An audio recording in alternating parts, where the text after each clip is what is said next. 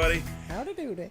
Thank you for joining us on another episode of We sit, you listen. Smack That Recap. Actually, this is sort of a special edition because it involves a recap of Battleground, which took place Sunday in Philly. And where was SmackDown? It was in Richmond, Virginia. That's right, because they said it was Flair country. Sure. Woo! I mean, the dude's from North Carolina, so. Yeah, but didn't they have, was one of their territories in Richmond? I suppose. That makes more sense. So a quick recap of the pay-per-view. We were 1 for 7 or 1 for 8? We went 1 and 7. Yeah, 1 and 7. Yeah. We had one correct pick for the whole pay-per-view. That's what we get for going.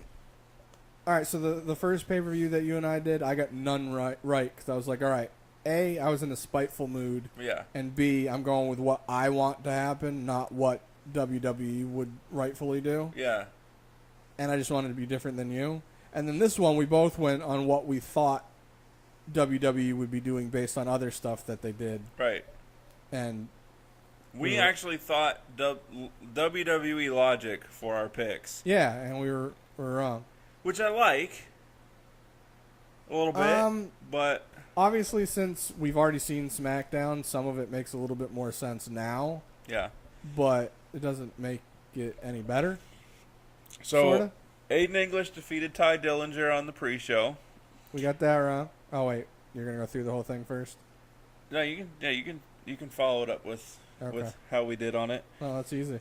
Usos lost the tag titles to the New Day. We got that wrong. Shinsuke technically won. Yeah, he won for disqualification. But we both picked Baron. But we got that wrong.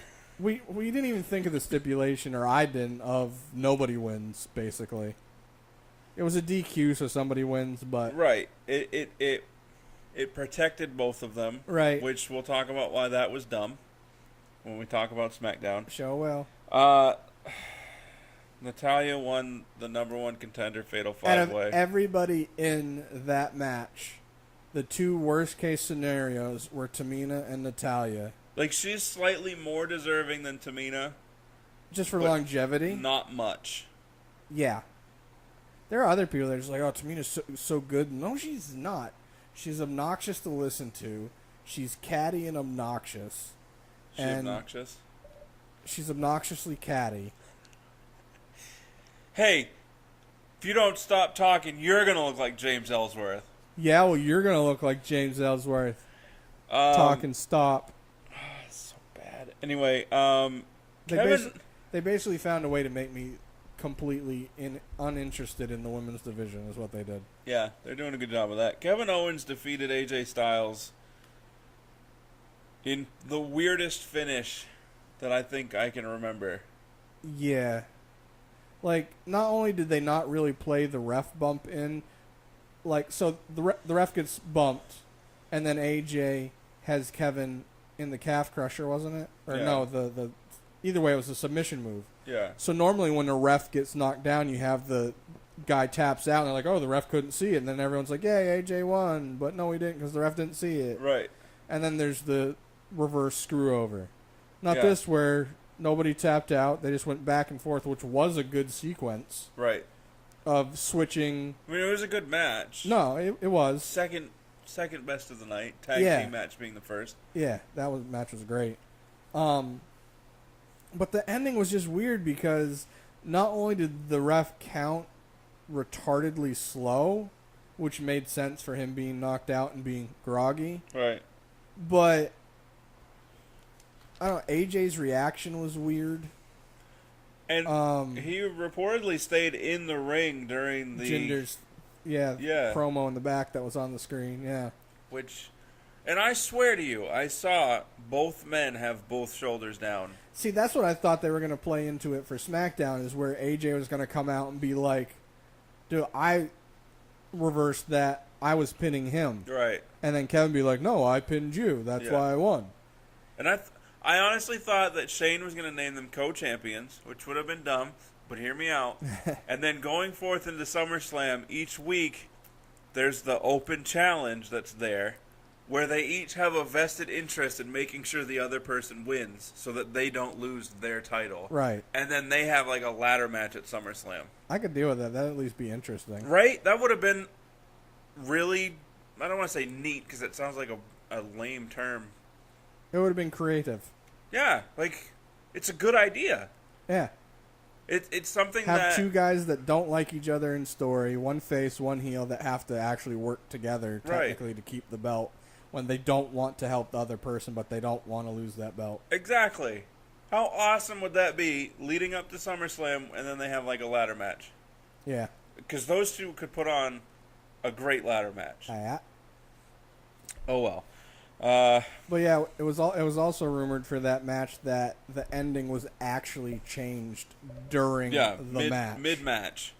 So and that's why the ending was a little bit sloppy and weird because they had to come up with it on the fly. Right, because AJ was supposed to win. Right. And then they changed it, and then I sort of get why they changed it, because it made sense for a particular return that we're going to talk about in a little bit. Right. So you're telling me they still couldn't have found a way to have that without the ending the way it was, though? I mean, technically that takes away from the rematch angle from AJ. Right. But they still could have found a WWE logic way of AJ being like, or Kevin being like, no, that's BS. I want my shot again. You cheated to win. You knocked the ref down. You know, something. Right. And I'll tell you what I think they could have, if they had gone with the co-champion angle, I'll tell you what they could have done when we get to that match. Right. What do you mean? We're at? Oh, you mean in SmackDown? Yeah. Okay. So Cena defeated Rusev in a flag match. Which I'm actually surprised you didn't pick Cena. The only reason I didn't is because it was Rusev's first match back from injury. And I figured they were going to go roughly the same angle they did with Braun on Raw at the G-Boff pay-per-view. Where it was his first one back, they were going to have him win, but still find a way to make Roman look strong. Which I just figured they would have Rusev win because it would have generated an extreme amount of heel heat. Yeah. And then at the same time, it doesn't hurt Cena to lose because he wasn't pinned. Right. That's why I went with Rusev. But apparently, given that it was a Philadelphia crowd, they assumed that. I'm guessing they assumed that if Rusev won, they would have rioted. Not because they wanted Cena to win, but because of good old USA. Yeah, they're not used to anything winning in their state, so right. And Sami Zayn defeated Mike Kanellis. And I would like to point out that in our predictions episode, I was hemming and hawing because I was like, Mike won the go-home show, so Sammy probably will win. Right. But I think both of us had the thought process of it was Mike's second match first pay-per-view. They weren't really going to have him lose, especially with having Maria in his corner to distract. Right. Which did play into the match, but obviously didn't. The more I'm thinking about it, is they're obviously using Sammy to put over Mike. And in order for this to be a lengthy feud of sorts, you would need to have a back and forth. Yeah. When this person wins, then this person wins. No, I agree. So it makes even more sense. Hindsight's 20/20, or 50/50 if you ask Cam Newton. Or behind you. And up until this point, we have had 0 correct in our predictions. Boom. But nevertheless, just like, well, I would like to say just like an Undertaker's win at WrestleMania. But given that the streak's no longer, it's not really applicable, but that's our show. Jinder defeated Randy Orton in the Punjabi prison with the help of not only the Singh brothers, but the Great Khali, which was dumb. I get it. My only one that thought was weird, he came out like without a shirt. Like, just like they're not going to recognize him unless he doesn't have a shirt on. But that's probably the thought process. Nobody's going to recognize his 7 foot, 4? 7'2", 7'3", 420 pound Indian. Yeah. Yeah, I don't really. What if somebody was looking up and they're like, "Who the hell is this?" And they scroll down to his chest. Oh, Kali. Yeah.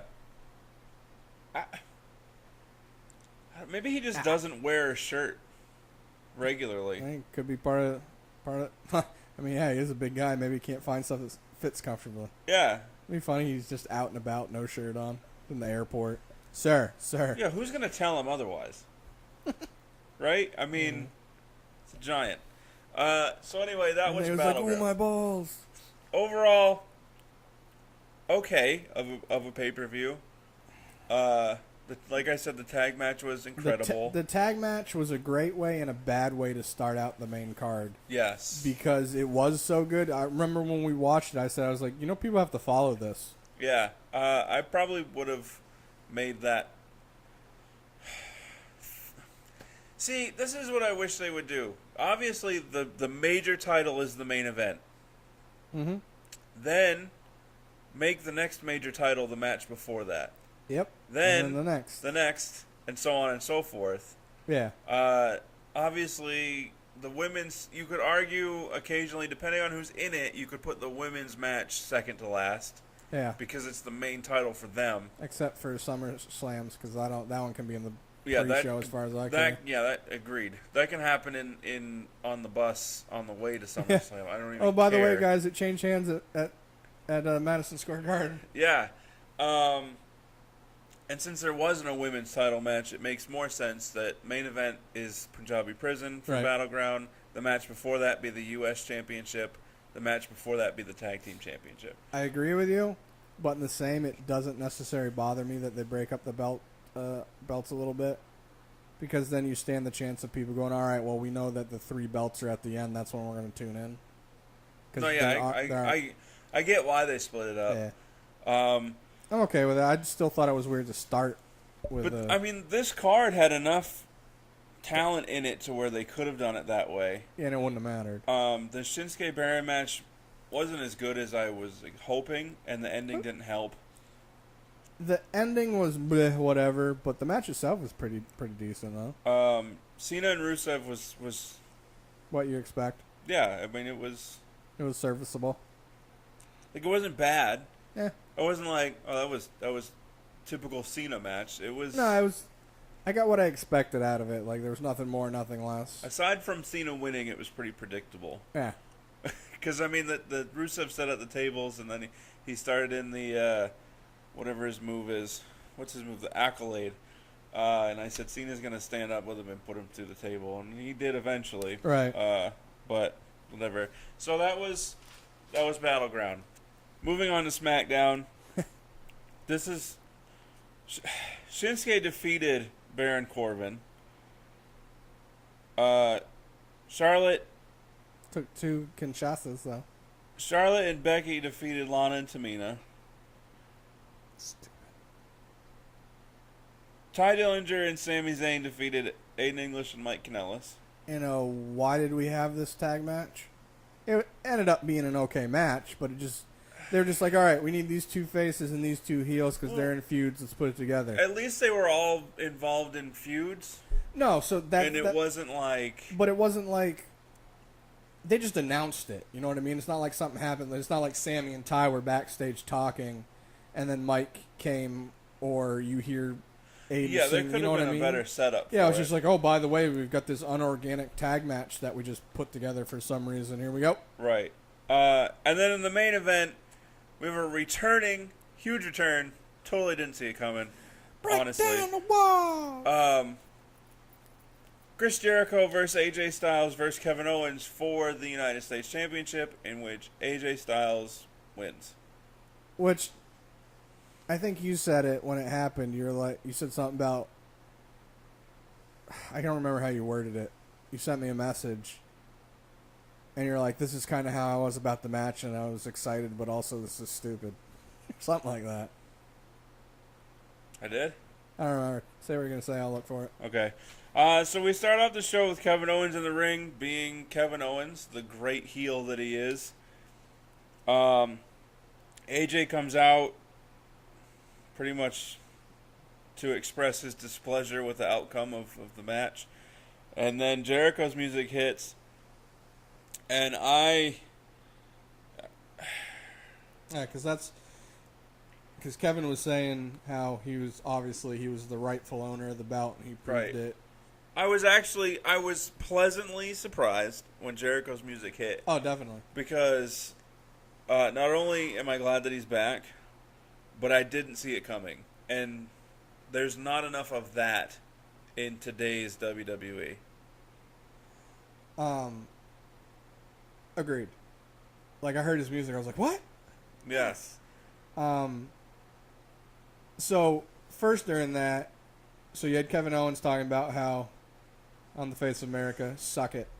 And then AJ came out. As soon as AJ's music hits and whatnot, Tom Phillips goes, and there's the man that reintroduced the open challenge. Right. And I was just like, no, Tom, he didn't. Kevin Owens did as a mockery of it because Yeah. he was doing it against jobbers intentionally. Right. So, if you're going to overemphasize stuff, do it properly. Yeah, I'm telling you, the commentary for both shows is just awful.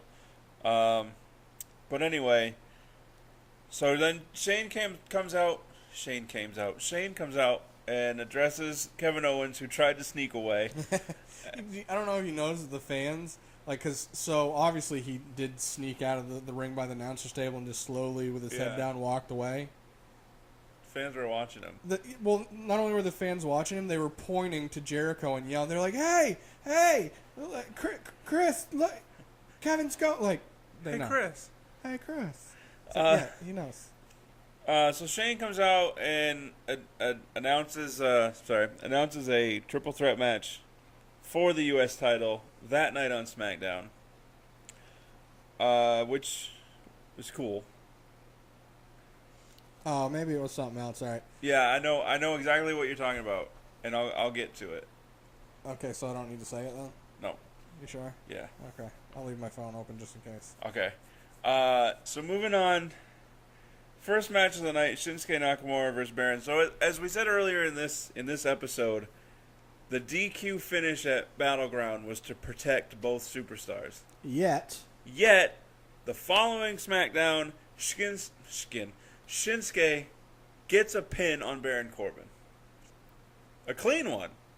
well, in Baron's defense, them selling, not just that match, but in general, selling Shinsuke's Kinshasa as powerful as it is and as deadly as it is, and Right. it took Needing two two to of take Baron down Yeah. for the pin, does help him a little bit, but I still agree with the sentiment of what you're getting at.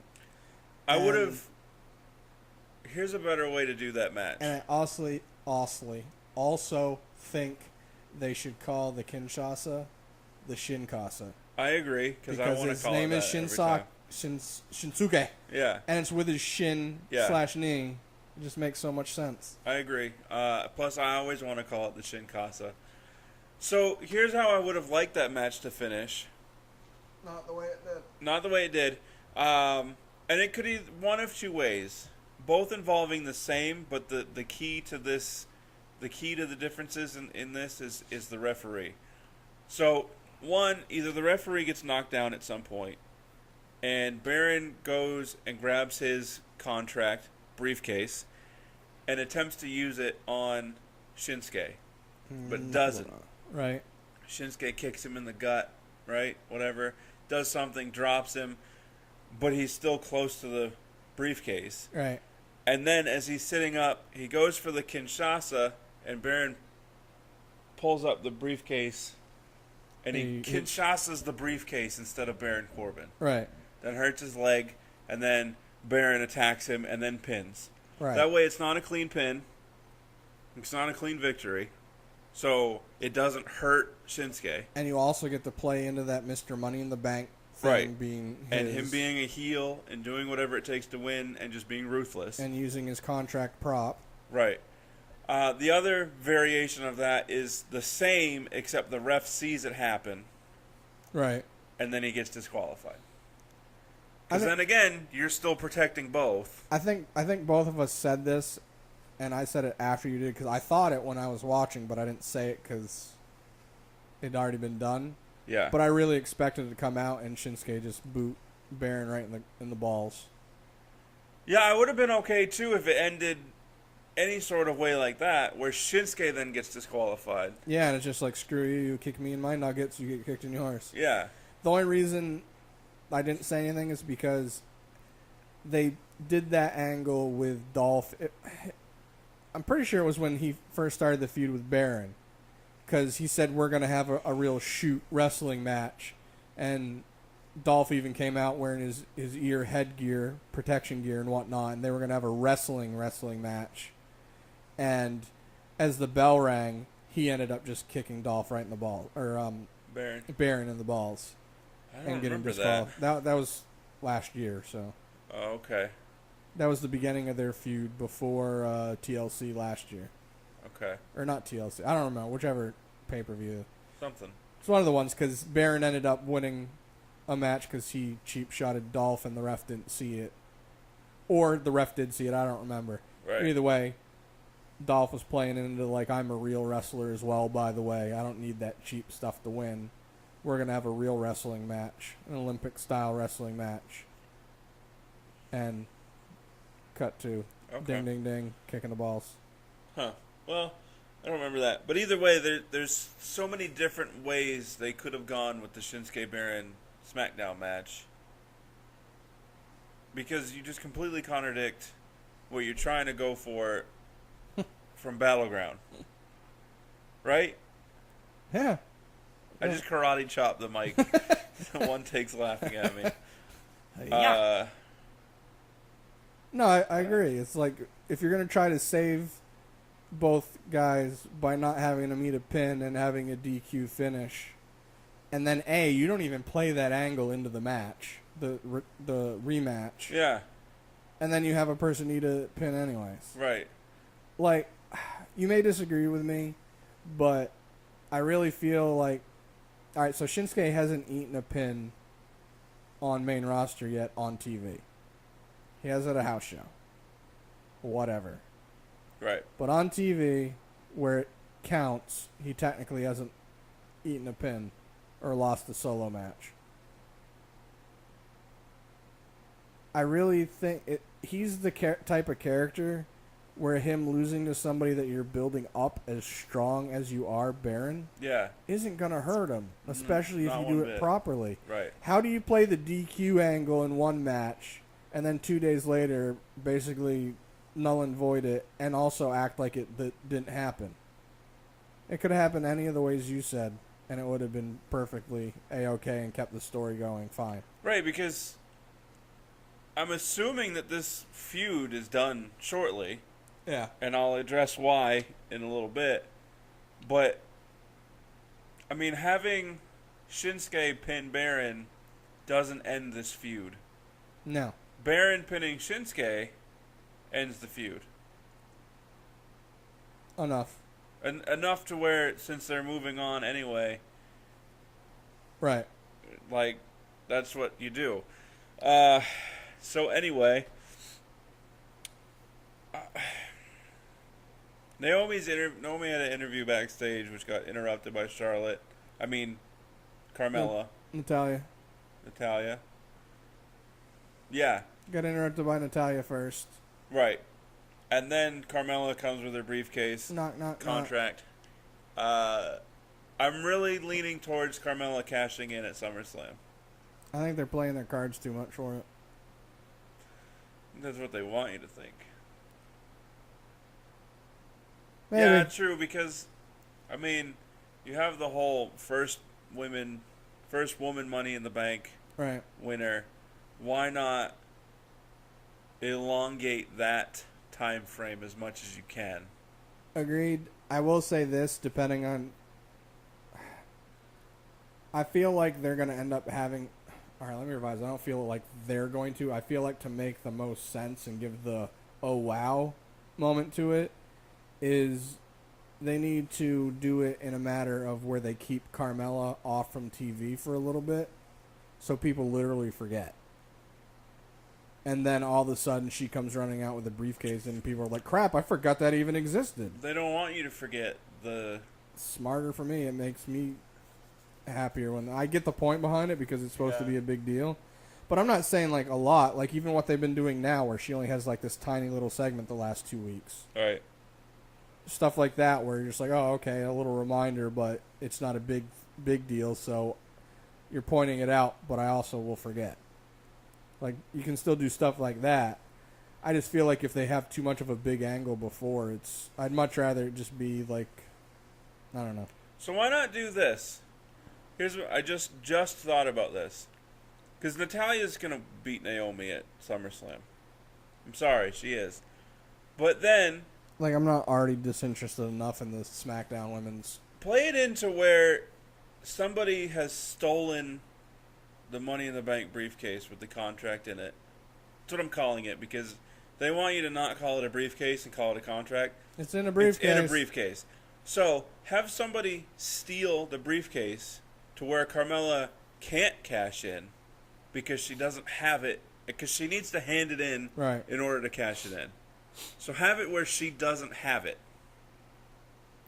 which would make sense for Natalya to win and then have stolen the briefcase so she doesn't have to worry about Carmella cashing in after a hard-fought, medium-fought match. Rather be Tamina and Lana just so something in their thing would make sense.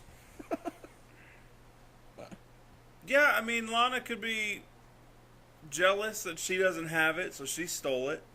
Either way, just have it to where she doesn't have it, so she can't cash it in. If you don't have it, you can't have it. Right. I don't know about you, but I like that idea. Works for me.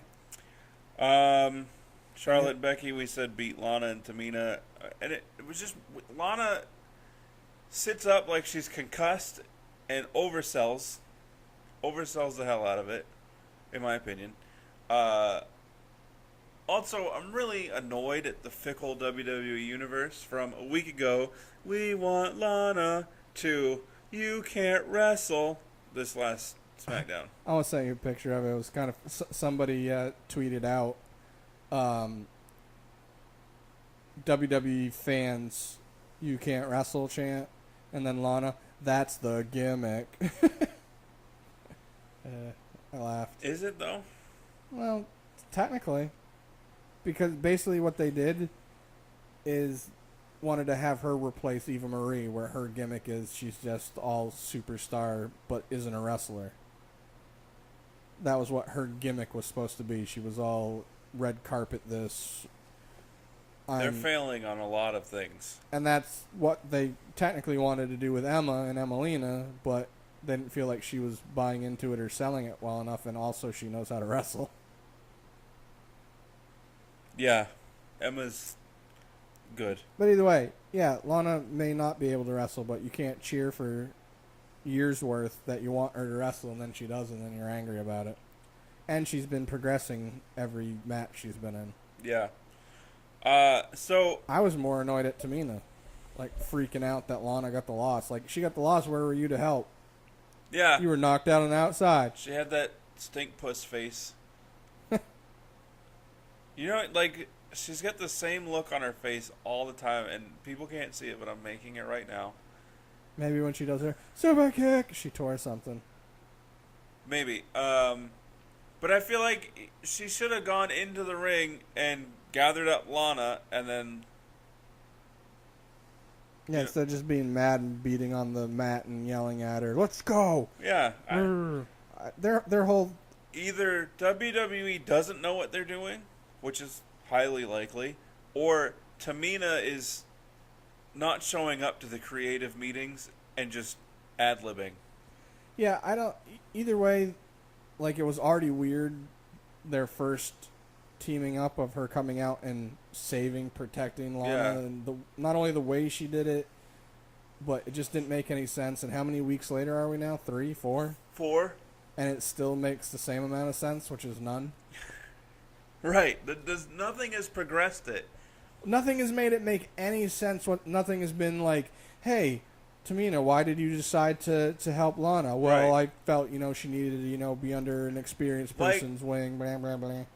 So at Great Balls of Fire, yes, I said it, at the July pay-per-view, G-Buff. the pre-show, we had Dana Brooke and Emma have this weird thing, which they have not addressed since. At all. And that makes the same amount of sense as Tamina and Lana, which we've seen 4 weeks in a row. Yeah. Like, the thing with Dana and Emma, obviously it was on the kickoff show. Right. At a point where probably a lot of people weren't even watching. So it's not like WWE could have been like, all right, so we're going to put this out as a feeler to see if it's like, if it gets any buzz behind it. Right. Why don't you put it out at a more ridiculous time? Why don't you do a WWE exclusive 3 hours before a show? Right. Have it just on Twitter, or a WWE exclusive thing. Like backstage, this happened. Yeah, but put it on Twitter 3 hours before the show where nobody's going to see it or care. Right. And then be like, I got no buzz. So Jinder comes out, and Tom Phillips, bless his heart, made it seem like Jinder was going to demand a specific superstar to face at SummerSlam. You know what we forgot? What? SmackDown was having a hell of a time using R's this week. Yeah. They called Becky Lynch Brecky Lynch. Yeah. Was it Tom that said something was supposed to be a big reveal, and he called it a brig reveal? Yeah. And I wanted to mention on our Raw episode, Michael Cole at the end said, "Ladies and gentlemen." Gentlemen. I rewound it 3 times just to make sure, plus so LB and I could laugh at it every time. I have a harder time hearing Raw for some reason. Like SmackDown, the announcers are louder, and everything else is for some reason. I don't get it because it's the same channel. Yeah, that is weird. And on this SmackDown, JBL said Jibble. pronouncement instead of announcement. Well, sometimes you got to pronounce stuff. I rewound it just to make sure twice, and he did. So anyway, Jinder comes out to demand that he find out who his opponent is for SummerSlam. Right. Which is not what I was led to believe was happening. But makes the most sense. Does make the most sense. And then also, when he decided to address his people in his language, he said John Cena. And then John Cena's music hits. And so, I mean, Jinder gave it away. I didn't hear it because I've been getting annoyed during his promos, not because of him, but because of the fans. Because the last couple of weeks, anytime he's talking, they just start chanting "what?" Yeah. Which is overused and not done properly. Yet, when he speaks in Punjabi, they're quiet. Yeah. That's when you're we supposed gotta hear to. what he's saying. That's when you're supposed to be yelling "what, you morons." Yeah. So I get angry and tuned out, so I didn't even hear him say John Cena's name and his music hit, and I was like, oh, huh, duh. Yeah. So Cena comes out and he says that he's challenging for the title. It annoyed me even more how stupid I felt because you and I have talked about on the podcast that it was going to be him. I actually liked Cena's promo was pretty good. Yeah, it was. It wasn't the same of I'm coming out and I'm going to talk to you and tell you that I'm John Cena and I'm going to talk like this. Well, he did talk like that, though. Yeah, but what he was saying, it wasn't so much of the, hustle, loyalty, respect, whatever. It was just... Shut your mouth, yeah. Jinder. So I liked it. Hit the trumpets. Yes. Then Daniel Bryan comes out, and he says... I'm not the only one that does that, thank God. You don't make the matches. Shane and I do. So, But next week... technically, we don't either. Right. This is where I messaged you. I said, because, they had me all excited with the Jericho return, and then they had me sort of excited with this match announcement. Right. Pronouncement, if you're JBL. But then the more I thought about it, I'm like, what are you doing? So, next week, Daniel Bryan said that you had a strong showing at Battleground to Cena in a victory. Oh, yeah. You And won. he said, and next week you're going to face somebody else who had a strong showing at Battleground. But the only reason they won was because of a disqualification. Right. So it wasn't really that much of a strong showing. This is a good match, though. It could have been better, but it was what I expected. It be a back and forth, stiff match. And it was. It was okay. I liked it. Like, That's digression. We can keep going. It's all right. I'm weird. If I'm up in the air about something, right? Because a lot of, like, if you have two options and you're not sure which one you want, flip a coin. Like, name one side, heads is this, tails is this. Flip a coin. Your reaction to what it lands really tells you how you feel about it. Right? So, Like if I just got sawed in half. no, like, if you're like, do I want cheeseburgers or hot dogs for dinner? I don't know. I'll flip a Cheeseburgers. coin. Heads is cheeseburgers, tails is hot dogs. You flip it, it's tails, you're like, oh, hot dogs? Then you really wanted cheeseburgers, and you really shouldn't have been debating it anyway. I didn't need to. I already said cheeseburgers. So, Where are my cheeseburgers? when I'm not sure about something, Where are my cheeseburgers? I tend to see what other people are saying about it, and if I'm like, really? You think that? That's terrible. You're stupid. Then I know where I stand on that. Right. I saw someone comment saying that the Shinsuke match was not good, and I wasn't upset at their feeling on it. Because it was not what it could have been. I honestly feel like sometimes the way SmackDown's doing stuff now, besides the tag match, I felt like that whole pay-per-view was like basic matches, and then they were going to make the SmackDown ones better. I feel like they've been doing that a lot Let's lately. have these matches on the pay-per-view, and then we'll learn how to improve them for next week. Well, not necessarily that thought process, but yeah. It's almost like, all right, we're going to have this pay-per-view match, we're just going to have it be meh, and then the SmackDown one's going to be what the pay-per-view should have been. Yeah. I feel like they've been doing that a lot lately. Yeah. Like the Shinsuke Baron SmackDown match was better than the pay-per-view match. Yeah. So, That was... Maybe that's why I'm getting both of them kind of confused in my head, because they happen so close together. possibly. So, either way, next week, Cena versus Shinsuke Nakamura in a number one contenders match. Weird. Right, because you just had Shinsuke beat Baron. And you also just had Shinsuke last week drop a hint that if AJ still had the belt, he was going to come a knocking if he had the open challenge. Right. So is Shinsuke going to win everybody? He's also going to go up to New Day and be like, me tag team champ. And actually, so they revealed a poster for SmackDown on WWE.com.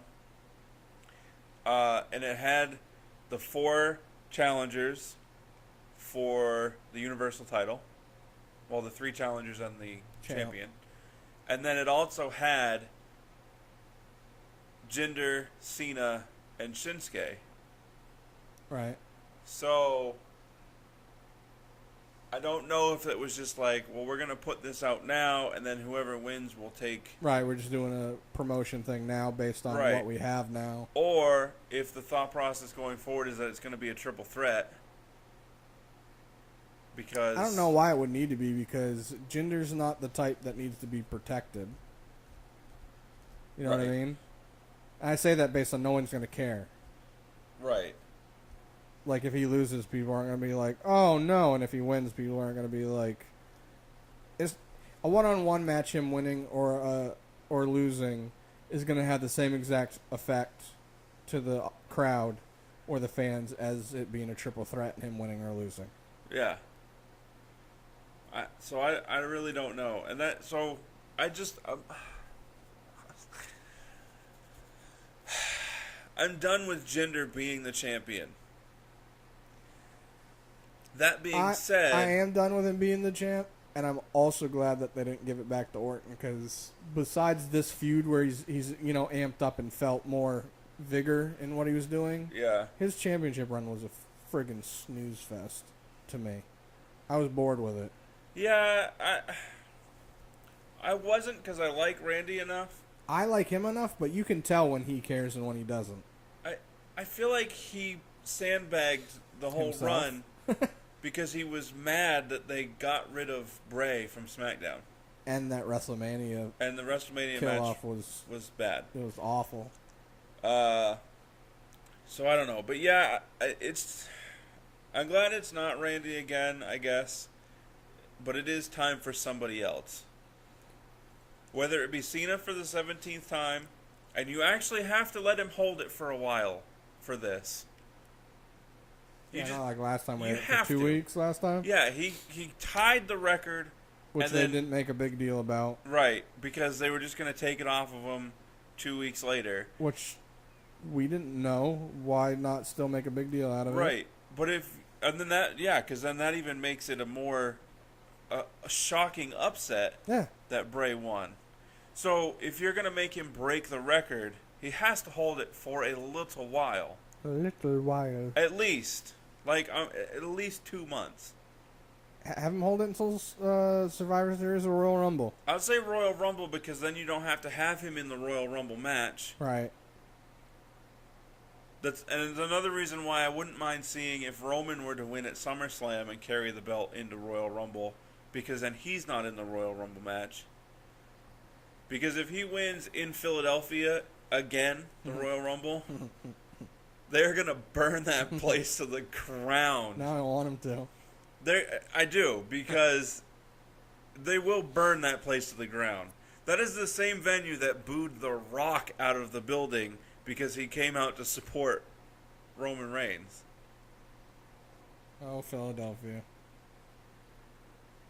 So, yeah, you know what? I want Roman Reigns to win the Royal Rumble. That's a mouthful. Roman Reigns, you win your Royal Rumble. I want Roman Reigns to win the Royal Rumble. That doesn't sound as good. Roman Reigns win the Royal Rumble. Whatever. So, I think, back on track, I think that... I just wanted to end up working out for on SmackDown, either AJ or Shinsuke has the championship going into WrestleMania, and they have their main event WrestleMania moment together. Yeah, for the championship. Let Shinsuke win the Royal Rumble. Or even AJ. Challenge AJ at WrestleMania for the belt. Okay. Yeah. So... Oh, okay, yeah. I think Baron Corbin's going to interfere in the Shinsuke-Cena match. But then it would turn it into another fatal four-way. No. Because they're not going to let him interfere and then not put him in it. Yeah. I mean, yeah, you agree with me, or yeah? Yeah, they'll do that. Because they don't want to be WWE logic. They don't want to be the same as Raw. Well, yeah, no. They want to be different and prove that they're better with less. No malarkey, but that doesn't make sense to me. Exactly. Because SmackDown has to do what Raw does with less. They have a smaller roster. No, I get that, but I'm saying, how does... I know these words put together make no sense, but how does it WWE make logical sense out of having Baron interrupt the match and then just be like, oh, that's what I did. Now it's still a triple threat because I interrupted the match, didn't finish, but I'm going my own merry little way. So the following week, they have another Shinsuke Baron match. The stipulation of, if Baron you win, you'll be included and it'll be a fatal four-way. If not, it'll be a triple threat and he'll lose. They're going to have him lose 2 matches in a row to Shinsuke the way they're trying to build him. Aren't they, though? It'll have to be 4 Shinkasas this time. The roles are reversed here. You're saying there's no way, and I'm saying... I'm not saying there's no way. I'm saying it's dumb. Oh, I agree. But that's what's going to happen. Write it down. You're wrong. Take it to the bank. Say write it down because we're more apt to find our notes than go back and have to listen to a whole episode to find it. Right. I'm going to write it on your notes because I have it right here. What? I'm going to write it in your notes. Yeah, I heard that part. I didn't hear what you said afterwards. Because I have it right here. Oh. Instead of just right here. Yeah, it's still in your reach. Same thing. This guy. Okay, so Shinsuke, Cena, Shinsuke, DQ, yeah. Baron, and then Baron win and in. So the match is going to end on a DQ? Yeah. And that's why they're going to say, well, it needs to continue and it's going to be SummerSlam? Yeah. But not having Baron in it still doesn't make sense to me. They'll find a way to keep him out of it. All right, how about this? They'll put him in a win and you're in triple threat. Cena, Shinsuke, Baron. That way, Cena or Shinsuke can get the pin on one another. Baron still loses, but isn't pinned, and then he's not in the main event at SummerSlam. I mean, they can still do it where you can eat a pin and look good. Right, but you said he's not going to eat a pin 2 weeks in a row. I mean, from Shinsuke, it just doesn't make sense. It doesn't make sense for them to do it. Well, it wouldn't be 2 weeks in a row. It'd be a week in between. It's still, yeah, but you also don't know what's going to happen this next coming week. Right. I mean, if you had a triple threat, you could at least have it where, say, they did do the angle where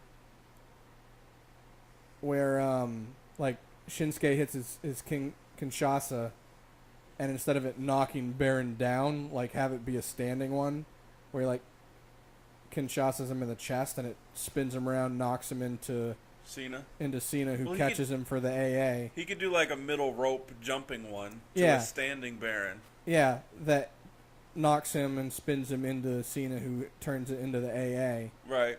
But somehow...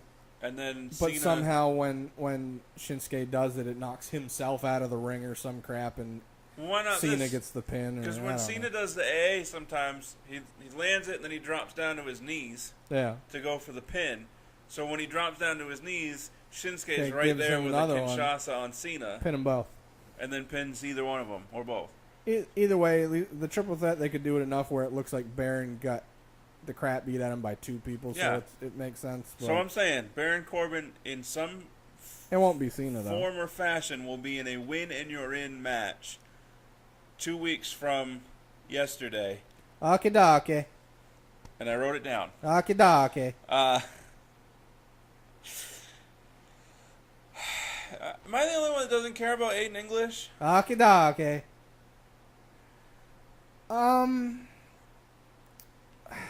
I don't have a thing either way. Like, it's annoying. And it's the same song every time. More or less, yeah. He's the Mozart of something, the Picasso of pain, the whatever. The Shakespeare of sucking. I don't know. At least Elias the funny thing has different songs. Yeah. The funny thing with Aiden, though, is this gimmick is still better than the Vaudevillains, and it's still bad. On the main roster, anyways. I heard the Vaudevillains in NXT were good, but I heard in NXT they were great, and then they came up to the main roster, and it was just like, what's this crap? Same with Ascension. Ascension was good in NXT. Yeah, they were houses in NXT, and then they just got buried. I'll also say this about Aiden. I told you this. He was on Up Up Down Down with Xavier Woods. Yeah. I tried to watch it. I got like maybe 5 to 8 minutes in, and I stopped. And not because of anything bad. Like, Aiden English seems like a pretty cool dude. He's so boring. So boring. Like he is, his character right now is him. Yeah. He's a drama nerd that likes to sing. He went to school for, acting and that stuff and drama. Right. He actually said that he wants to have some time off from WWE where he goes and is in a Broadway show, but WWE actually comes and tapes it, like behind the scene type stuff, and makes like a whole production of it, which would probably be pretty cool. Yeah. But he's just so freaking boring. Voice just cracked. Yeah, no, I agree. So boring. So anyway, I did like, though, his song transitioned. Oh, to the power of love. He segued Mike and Maria's entrance, which was cool. Well, not cool, but... No, it was a cool segue. And I still don't like their music. It's way too white for me. Yeah, it's too 80s... It's 80s high school dance where nerds are dancing and they're in the awkward, way too much space between their bodies. Yeah, they're like 4 feet away, hands on like outside hips. Yeah. Yeah. Yeah, no, that's what it is. So, Sammy and Ty get the win. And their gimmick, Mike and Maria's gimmick, also makes me realize how much I actually do like the Miz and Maurice's opposed to theirs. Yeah, no, I agree with that. Obviously, these feuds are going to continue. And That was an okay match. I didn't really pay too much attention to it because I was more annoyed on them just making a tag match out of it for whatever reason they felt like. Yeah, I agree. So the New Day. Oh, and I forgot to mention, New Day? we did not see a Fashion Files on SmackDown because the that's Fashion X Files that happened at Battleground ended with Them an getting attack. knocked out and then Fandango being dragged away. Right, by nobody knows who. So, I had a weird dream that night, the night after that happened. Well, the night that had happened. I had a weird dream that I was talking to a friend, and they told me that they were a new WWE insider, and that it was Sanity that was attacking the Fashion Police. It would make sense for it to be them, or if it isn't going to end up being Luke and Eric. But if it's Luke and Eric, it also doesn't make sense because they're not part of the Wyatt family, and it really depends on what they're going to, just... Yeah, unless they've revamped their gimmicks. Yeah, and make it where, well, we got some juju from being with the Wyatt family and with Bray. Not even. Like, you need to get 100% away from the Wyatts. Like... Well, they already can't if it ends up being them based on what they did, because that was, A, X-Files, Supernatural, and Lights Out, creepy, Well, I mean... dragging bodies away. Fandango and Breeze are the ones that are making it all X-Files and about aliens and stuff, because they can't explain the horse just disappearing. Well, yeah, but that's also, they're the ones doing the skits, but in the same, it also has an end game that's already, like, known for the most part, you'd think. So creative also has, all right, this is who it's going to be leading up to. But if it's Sanity, then there's no sort of extraterrestrial... You know what I mean? I know, that's why... So why if it's anybody else, like why if it's Rowan and Harper does it need to be... It's one of those times where I'm having a hard time formulating the sentence, and I'm hoping you get what I'm saying anyway. I kind of do, but I don't. Like, I get where you're going, but it doesn't make sense. Like, if you're going to repackage Harper and Rowan... That's the rumor. That's the rumor. And even Oh. if they're not used for this, you should still put them back as a tag team and repackage them. And Eric Rowan recently, like yesterday or the day before, put a thing on his Twitter, which was a atypical Wyatt family type video that he was in, still wearing the sheet mask and stuff. And it was him carrying it was like all scratchy and whatnot. And I think he was like dragging a body or something, I don't remember. So Fandango? Well, he did a similar thing beginning of this year, towards the end of last year, with the Sister Abigail thing. Right. With Randy Orton. Yeah, so WrestleMania, where, like, he saved Sister Abigail's body from it, was pulling it away from a burning building and this and that, which was really creepy and awesome. I mean, because there's been rumors of a teased Wyatt family reunion. Yeah. So, do they get formed as a tag team and then go to Raw? And then it's not them attacking Breezango? Doubt it. They need to get 100% away from anything that could be viewed as Wyatt related if you're going to repackage them. I feel like for Luke, that's more okay than Eric. Yeah, because Eric... Cause Luke's good enough in the ring and weird enough on his own where he can probably work a weird gimmick and get it over. Right. I would have rather seen them be weird on their own and then join the Wyatt family. Yeah, instead of just came up boom, as, you're in the Wyatt family. Well, they came up as the Wyatt family, through NXT, and which doesn't help because then when you break them up, I don't know. I feel like I'm wishy-washy when it comes to tag teams.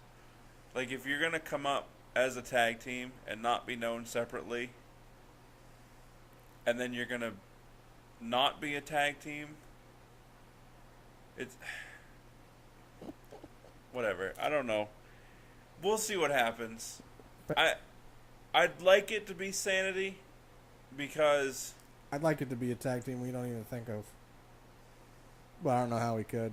Or War Machine. That would be the best thing ever. That would be the best thing ever, but it's probably not. It's gonna be Adam Cole, baby, and his ghost. Is this payoff coming at SummerSlam? I don't know if they've alluded this. Battleground would be the second or third time they alluded it to. Second, because the first was that weird video. Yeah, and then Ascension. Money in the Bank. Yeah. And then Ascension showed up, which we find out it wasn't them. Right.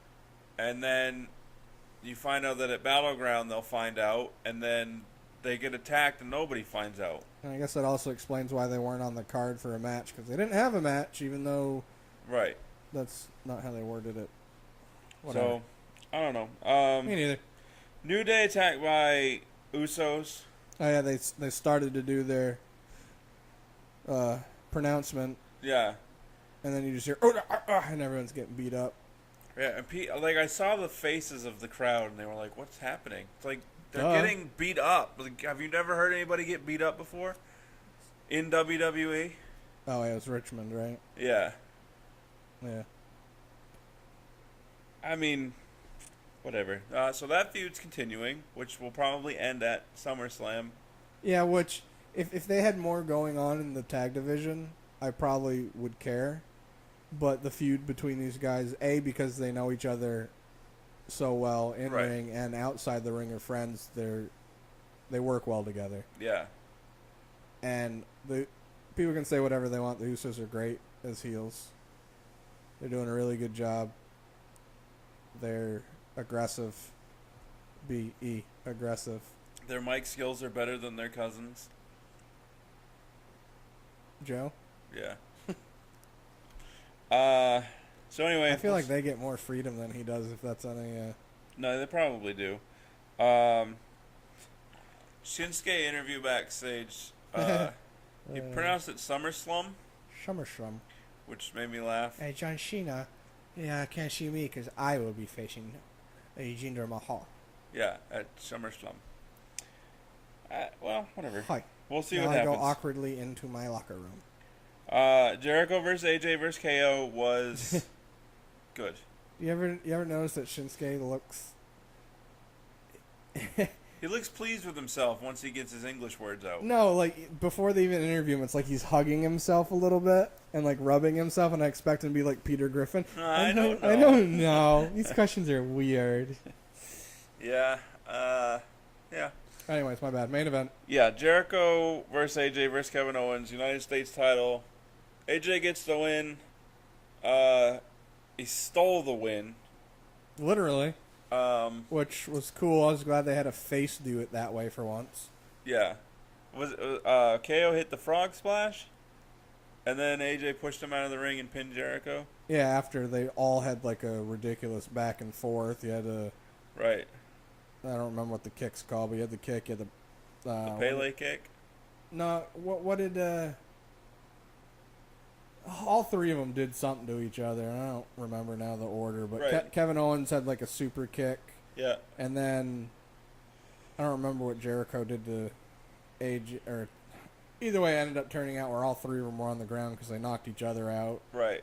in a quick back and forth, which did end on the Pele kick. Yeah. You know what I wanted to say is, what's his name? Finn Balor has had his changed to The where they call it overhead the kick. overhead kick. Yeah.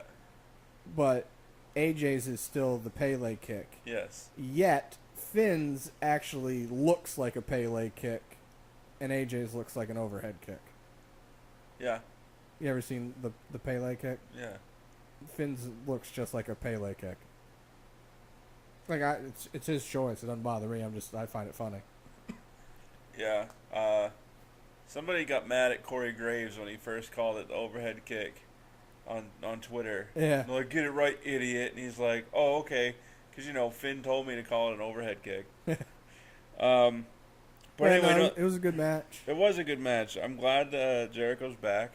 I'm Man. glad.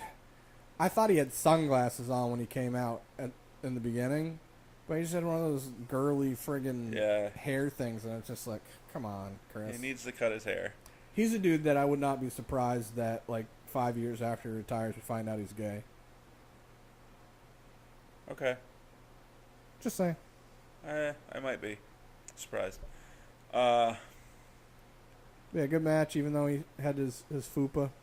Right, like he's totally been just drinking a lot and Oh, he's been drinking a lot for sure. Living the rock star lifestyle while he's been on tour. He's been drinking for sure. Yeah. Yeah. He doesn't drink beer, right? He drinks a lot of hard liquor. Yeah. Yeah, he's got the whiskey gut for sure. But I mean, whatever. He'll get back into shape if he wants to. If not, who cares? Kevin Owens isn't in shape. As long as he can perform, Which he did. I don't care what you look like. Yeah.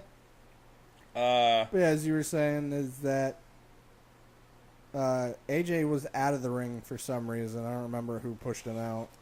But then Kevin Owens did the pop-up power bomb to Jericho. yeah. Jericho kicked out at 2.5.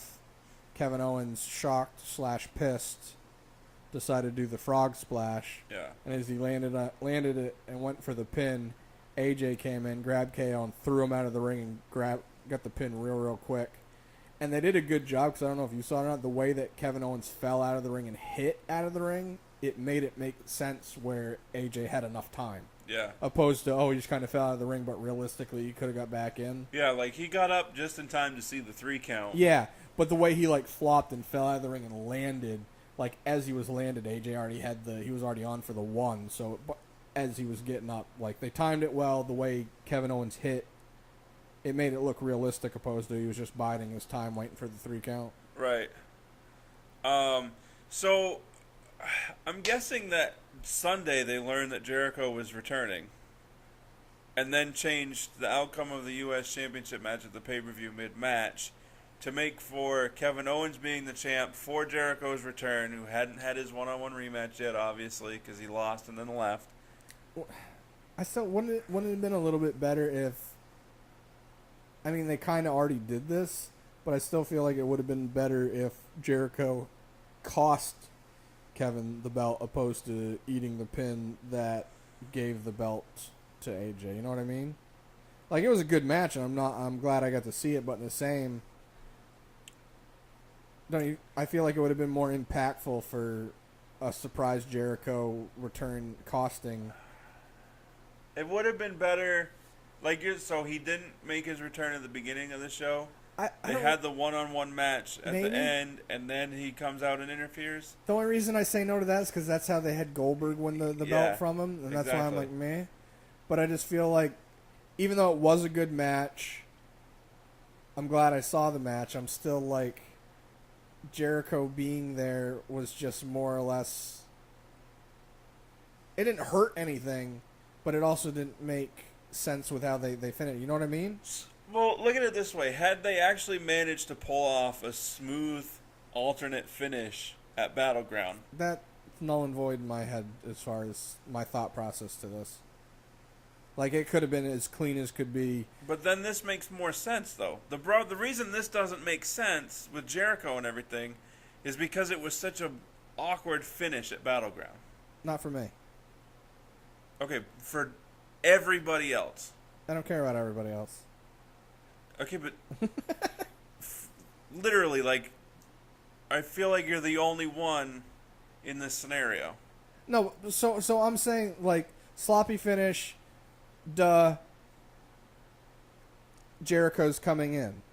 I get that. I'm just saying based on how the match Tuesday ended, I'm more because it wasn't as impactful because technically Jericho and KO, they had a little bit of a back and forth solo, punching each other and this and that, but I don't know how to word what I mean. I mean, technically, he did cost him the match in that he was the one that got pinned. I said that. I said champion Kevin was not pinned and lost the belt. Yeah, but I'm saying it's not as impactful to have Jericho actually cost him the match. So I guess I would need to know. I don't know how to work because, like I said, how do you want him to cost him the match? Hit him with a code breaker and then leave? You know what I mean? That doesn't make sense. Maybe it'll make more sense next week. No, that wouldn't make sense either. That's why I said it would if he came and his music hit and then it interrupts. But they already did that too soon, or Yeah, too soon ago. That's what I'm gonna say. Yeah, January. Yeah. So you February. can't do that again, and I fully get that. But I just feel like you have the triple threat match, and then I don't know. They just played the whole thing where it was gonna be KO and Jericho. Obviously, still had bad blood, and Jericho was back to get his rematch for it. But AJ deserved his rematch because the match had a wonky ending. Well, he deserved his rematch because he lost the title. Right. And he's granted a rematch. Right. I don't know how to wear. I'm too tired and my brain's not invested enough to come up with a good scenario. When it is, you're gonna have to let me know where you're going with this, because I don't know what they could have done to make it feel like it was more impactful. I feel like having Jericho in it and then him eating the pin, and even as much as Kevin Owens flipped out afterwards, like throwing chairs and this and that, and then demanding his rematch next week, which cool and all. I just feel like Jericho being there didn't play enough of an actual part in it. Besides him being part of the match and the guy eating the pin. Like, it didn't actually play into... So, Kevin Owens is going to lose his rematch, and then he's going to go and flip out at Jericho, saying the only reason that he was ever in that situation is because Jericho decided to come back. Then you're going to have Jericho, Kevin Owens... He's going to flip out at Shane if he's going to do that, since he's already been doing that. Sure, he can flip out at Shane, but... I don't want him to do that because I don't want to see another Shane match. He won't have a match with Shane, but it'll be Kevin Owens and Chris Jericho at SummerSlam. Probably. All because Jericho was the one that got pinned and cost Kevin Owens the title. Yeah, I get it, but in the vacuum of the match and how it happened on Tuesday, in the long run, it'll have some impact to it. I mean, yeah, if you're just looking at that match, yeah, that's what it I'm saying. makes no sense for Jericho to even be there. That's what I'm saying. But you can't look at just the match, because the match happened because Jericho returned, which so it would didn't happen because of Battleground, but it also plays in with Battleground. It also would have made more sense to me if, with Jericho freaking out, or Kevin Owens freaking out afterwards, why didn't he try to attack Jericho as well? And be like, this is your fault. Because he's the crybaby heel. And that's how they book him most of the time. Even with knowing what the end game's going to be and like what you said, which is accurate, it's still, I feel like, as of right now, I feel like each match can still have an impact on the viewer and still progress and go forward. Where this one, I don't know how, like, I didn't... like. So Jericho's a loose end in all of this, is what you're getting at. In my opinion. Okay, I get that. And that's even knowing how it's going to go forward. Right. I'm just saying in the vacuum of it right here, right now, you can still have a way to have each match have an impact and make sense with the story going further. Not, oh, we don't really know, even though we kind of do because WWE plays their cards. I mean, have Kevin Owens after the match, AJ's up on the ramp with the title. Right. Have him hit Jericho with a pop-up powerbomb. And then, which I was expecting. Right, and then go on his rant about wanting the rematch and everything. Because then that also, once that rematch is done and AJ wins, there's a match right there for Jericho and Kevin. Yeah, so that's what my point is. I just feel like the way that it ended, that it was almost like Jericho wasn't even there. It ended, they're all out of the ring, AJ goes up the ramp, KO's flipping out, gets in the ring, I want my rematch. I want it next week. This is BS. Where it should have been, Jericho, you cost me this. You're a jerk. I'm still getting my rematch next week. They could have laid the lines right there. Or while he's complaining, Jericho could have hit him with a code breaker, grabbed the mic, and said, I should get a rematch because I'm the one that was pinned. And I still never got my one-on-one rematch, which is what you're supposed to get after losing the title. Right, and that's what I'm getting. This long ass rant. This is what I'm getting at. Is there was little things they could have done at the end, where, like I said, when it ended, it was just like Jericho was out of the ring and you didn't see him, and it was just like, why was he even there? Type deal for me. Where they could have by two guys. They still could have done what you just said or what I said to make it where it was like, all right, we just laid the lines for 3 to 4 possible right. scenarios here with these three people, opposed to Kevin Owens pissed off at AJ, but basically ignoring the fact that Jericho was even there. Okay. I agree that, yes, they could have done more. That's what I was getting at with it. It just felt... It didn't feel open-ended. It felt incomplete for what the match was to me. Okay. Yes, there could have been more. Do I think that they didn't do enough? No, because I can't look at it in a vacuum. Because it is a whole production. It is a story. No, I get that. But and we're always complaining that we don't feel like they do the stories well enough with, beginning, middle, and end, and progressing them and whatnot. Yeah. But in the same, you can still have a story with enough detail and enough little hints where even in the vacuum, that by itself makes perfect sense without knowing a beginning or an end. Well, their little hint is that Jericho was the one that got pinned. You're not getting what I'm saying. No, I get what you're saying. Like, there needs to be stuff that you can... Kevin Owens should have addressed it even by just saying, Jericho, it's your fault, and then ignoring him. Not, okay. Jericho's out of the ring, nobody can see him, we're going to pretend he doesn't exist in But this match. who's to say he doesn't address it later? Like, he's going to lose to AJ next week on SmackDown.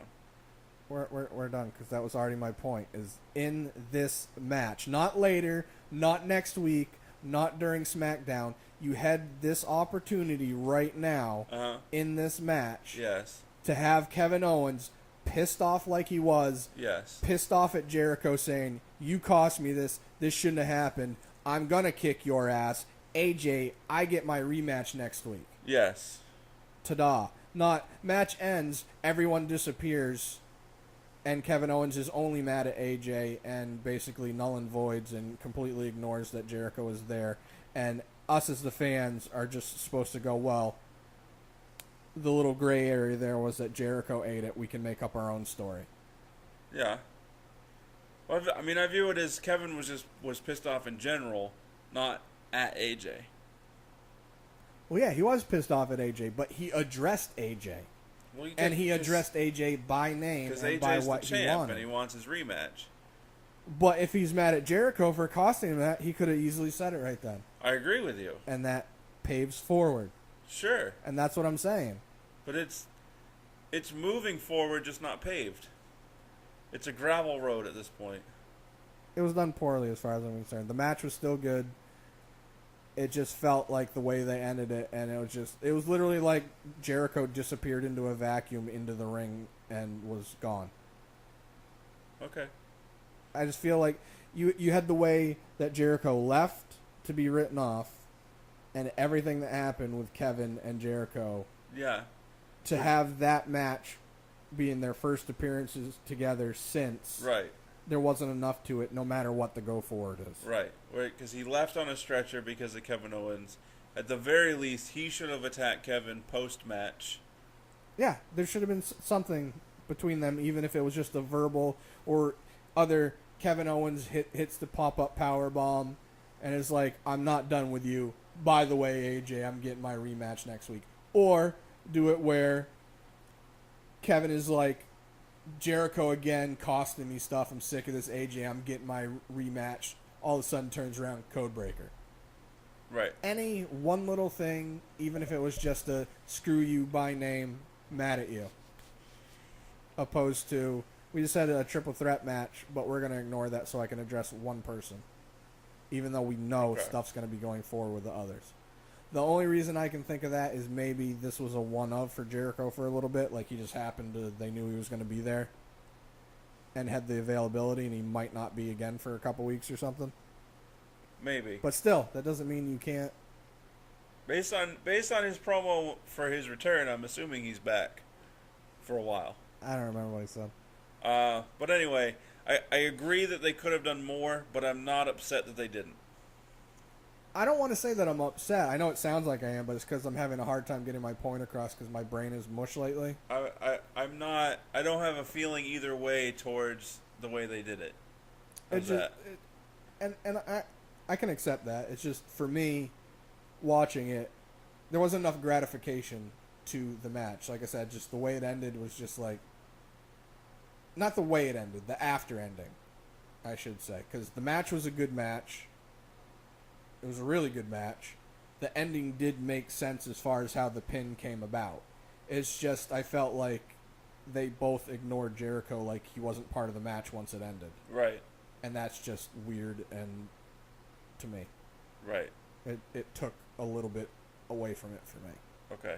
That's what I'm getting at. I get you. After that 10-minute extra rant of me trying to explain how, because I can hear it and see it in my brain, and my mouth's just like, nah, bro, we don't work together. Anyway, but no, I get it. I understand. I just don't feel the same. That's generally how it works in my world. But that's the show. I forgot. Bye. I forgot to do all the stuff in the beginning. Did you? Yeah. It'll be on the screen. Yeah. So do all that. Like, share, subscribe, please. I'll put it right at the beginning. Right? And what have you? Deuces. Double.